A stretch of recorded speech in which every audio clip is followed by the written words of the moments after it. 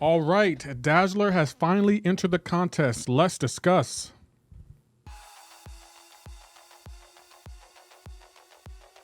So, Dazzler enters the contest with passive stuns, damage reflection, she has a dodge mechanic, and she has pursuit passive, and she is an amazing champion, and wow. That's all I really can say. But first, let's discuss her combo. What's her combo like? Her combo, actually pretty easy. Like, you can just pick her up and go. There was no complicated, no clunky playstyle. She has a decent heavy attack.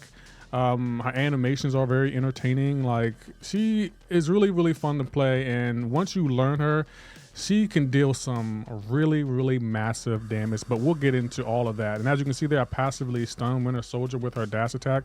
She has a lot of utility in her kit, and it can definitely be utilized in many facets of this game, including, but not limited to, battlegrounds, war, so many different things she can do, but we'll get into it.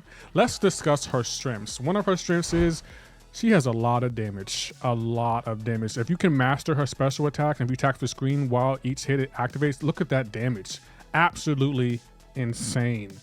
She also has dazzling dash attacks. Like if you get 10 tempo and like dash in, you can falter the opponent and passively stun them and basically create your own opening. So pair with that damage, oh man, she can pretty much do a lot. She also has damage reflection. Now, she needs to be awakened, and the higher the sig, the better. And it's only for physical damage, not energy damage. But once she's awakened, champs like Korg or a Tumor, thing of the past.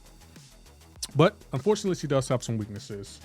Like damage caps, like anything that can put a cap on her damage, she's going to be rendered useless. But I feel like that's not really a weakness to me, but still, I still feel like that y'all should know that. And like any other mutant in the game, she also has a weakness of cowardice. So if you can put a cowardice on her, you will definitely limit her damage and her other abilities. So keep that in mind.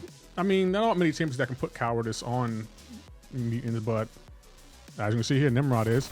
Another one of her weaknesses is energy resistance. Champs who have high energy resistance are going to be a weakness for her because she's kind of reliant on her energy damage. And as you can see here, she's not even hitting that hard. She does have one immunity, and it's not a lot.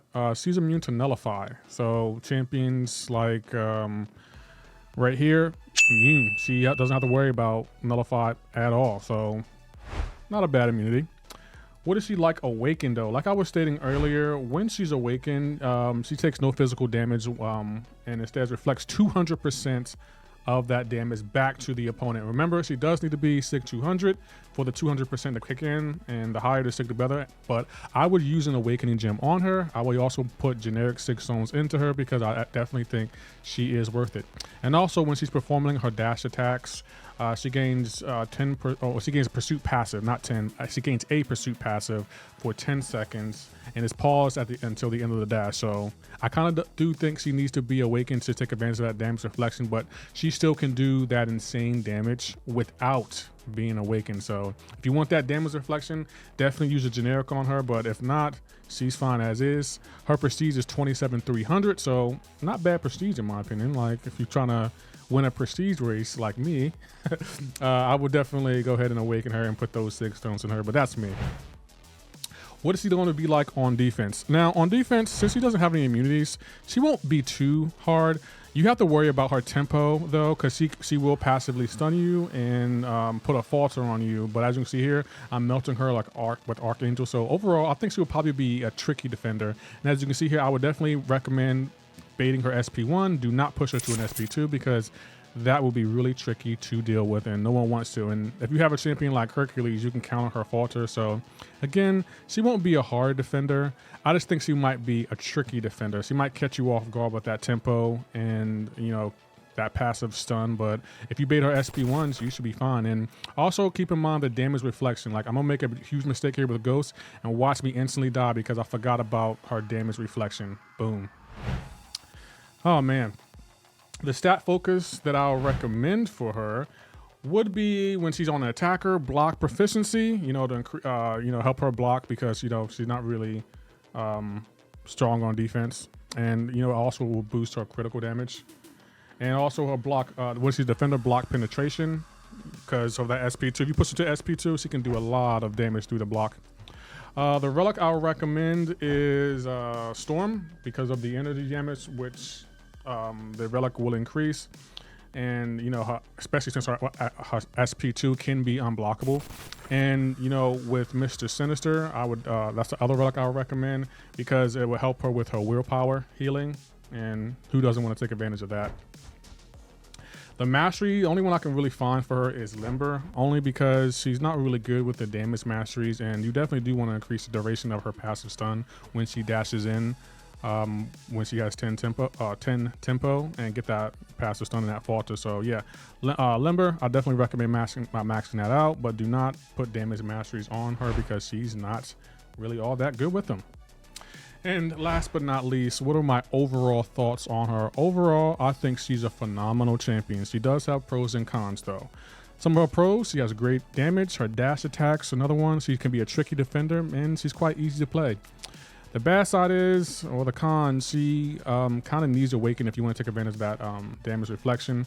She's a little bit AI dependent when it comes to, you know, having to build her tempo and trying to maintain her tempo. Also, she's easily countered because she doesn't really have any immunities. And if you want to get that damage reflection, she kind of does need high sig. But I definitely feel like her pros outweigh her cons, primarily because that damage and those dash attacks, the fact that you can create your own opening and do that kind of damage with a 6 or 7 star, I think, yeah, she's going to be very useful in a contest, and she's going to end a lot of battlegrounds matches early because of her damage. And she doesn't really have that bad of a ramp. She does kind of have a ramp.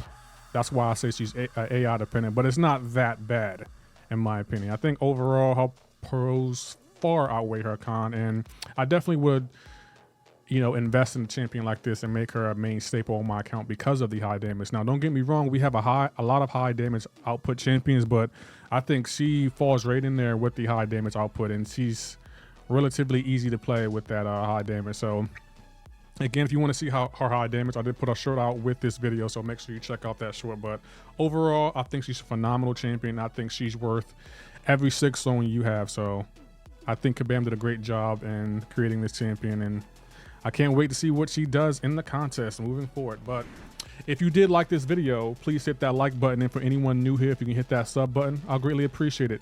Y'all take care. Have a great and wonderful day.